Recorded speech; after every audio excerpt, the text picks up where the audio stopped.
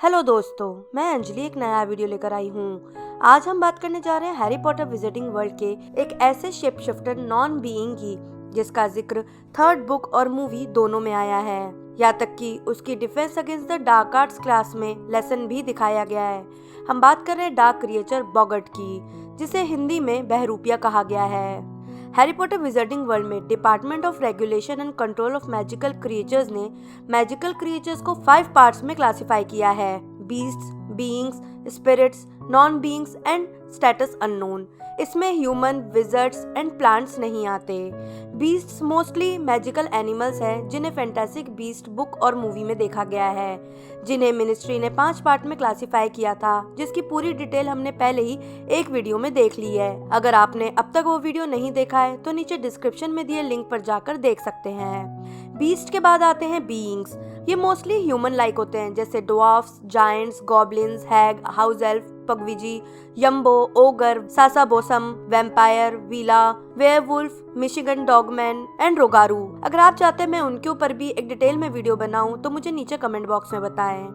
Third category है spirits, जिसमें बैनशीज, काइपोरा, ghost, इन्फेरी, poltergeist और ज़ॉम्बीज आते हैं। ऑलमोस्ट सभी का जिक्र बुक में आया है। फोर्थ कैटेगरी स्टेटस अननोन है, वो है जिनका अब तक मिनिस्ट्री स्टेटस डिफाइन नहीं कर पाई है, जैसे बुगीमैन, बगबियर, डुकुवका, गारगोइल, जीनी, गोरगोन, हार्पी, हिंकी पंक, हाइड्रा, आनी, टेंगू और वुडनिम्स। इनमें से हिंकी पंक जैसे कुछ क्रिएचर का जिक्र बुक में आया है। और फाइनली फिफ्थ कैटेगरी है नॉन बीइंग्स, जिसमें 2 क्रिएचर आते हैं: डिमेंटर्स, जिसके बारे में हमने पहले ही डिटेल में बात कर ली है, और दूसरे हैं बॉगर्ट्स, जिसकी बात हम आज करेंगे। तो जैसा कि हम अब तक जान चुके हैं कि ये एक ऐसा क्रिएचर है जिसे विजिटिंग वर्ल्ड में नॉन बीइंग कैटेगरी में डाला गया है, जिसका मतलब है ये पैदा नहीं होते बल्कि डिमेंटर्स की तरह फेवरेबल एनवायरनमेंट में मल्टीप्लाई होते हैं।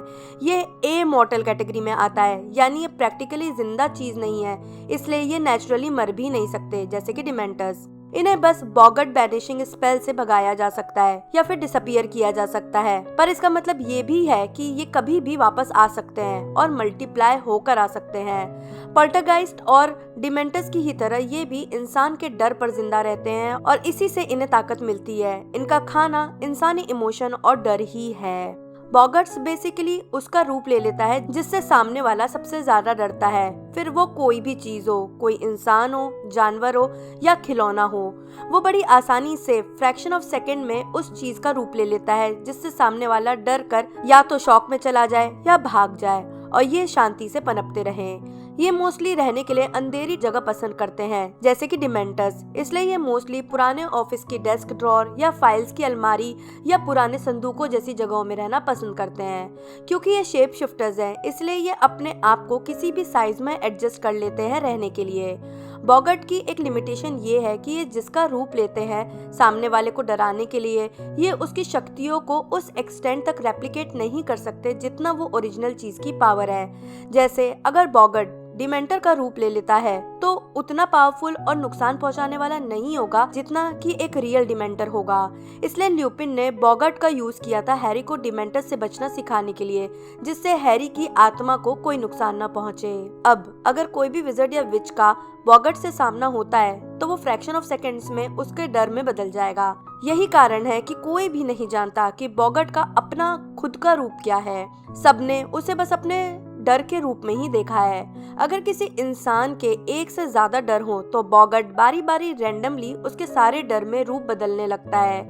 जैसे 5th पार्ट में मिसेस वीजली को कई लोगों के मरने का डर था, इसलिए बॉगट बारी बारी सबकी लाशों में बदल रहा था। बॉगट्स बहुत इंटेलिजेंट क्रिएचर नहीं होते हैं, इसलिए कई बार अगर एक से ज्यादा इंसान उसके सामने हो तो वो कंफ्यूज हो जाता है कि किसे डराऊं, और इसी कारण कई बार दोनों को एक साथ डराने के चक्कर में वो ऐसी चीज में बदल जाता है जो डरावनी बिल्कुल नहीं होती और उसका भांडा भी फूट जाता है। जैसे कि डिमेंटर्स को मगल्स नहीं देख सकते, बॉगट को देख सकते हैं। मोस्टली तो बॉगट्स विजर्ड्स के घर रहना ही पसंद करते हैं, वो भी डार्क प्लेसेस में, इसलिए वो मगल्स की नजरों से दूर ही रहते हैं। पर कभी अगर उनका सामना मगल से हो भी जाता है, या तो वो किसी ऐसी चीज में बदल जाते हैं जिससे वो मगल खुद डर के भाग जाए, जैसे मकड़ी, छिपकली या ऐसी ही इंसेक्ट, या फिर वो किसी भूत या चुड़ैल का रूप ले लेता है जिसे इंसान सच ना मानकर आंखों का धोखा मान लेता है, और वो अगर किसी और को दिखाता है तो उसे कुछ भी नहीं दिखता।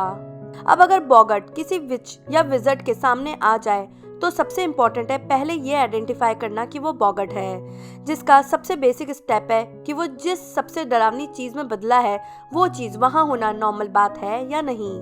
दूसरा, मन में किसी और डरावनी चीज के बारे में सोचना, और अगर वो बॉगट होगा तो वो तुरंत रूप बदल लेगा। अब जैसा कि हमने जाना कि बॉगट डर पर जीता है, उसे भगाने के लिए इसका अपोजिट करना होता है। जैसे डिमेंटर्स को भगाने के लिए खुश भरी याद सोचना होती है, बॉगट को भगाने के लिए हंसी भरी याद सोचनी होती है और रिडिकुलस चार्म का यूज करना होता है। अगर स्ट्रॉन्ग माइंड और अच्छे कंसंट्रेशन से मजेदार चीज के बारे में सोचकर चार्म करा जाए तो बॉगट उस चीज में बदल जाएगा, और क्योंकि अब वो मजाकिया चीज में बदल गया है उससे डर नहीं लगेगा और वो कमजोर पड़ जाएगा। पर अगर कंसंट्रेशन और स्ट्रॉन्ग माइंड से स्पेल नहीं किया गया तो वॉन्ड घुमाने पर भी कुछ नहीं होगा और बॉगट डर पर फीड करते हुए और ताकतवर बनता जाएगा, जिसे मजाकिया चीज में बदलना मुश्किल होता जाएगा। सबसे अच्छी सिचुएशन होती है अगर कई लोग एक साथ हों और बॉगट सामने आ जाए। बॉगट कंफ्यूज हो जाता है कि किसे पहले डराए, इस कारण वो पहले ही कमजोर हो जाता है, और अगर सब सक्सेसफुली उसे हंसने वाली चीज में बदलते जाएं तो वो और कमजोर पड़ता जाएगा और फिर उसमें ब्लास्ट हो जाएगा और वो डिसअपियर हो जाएगा।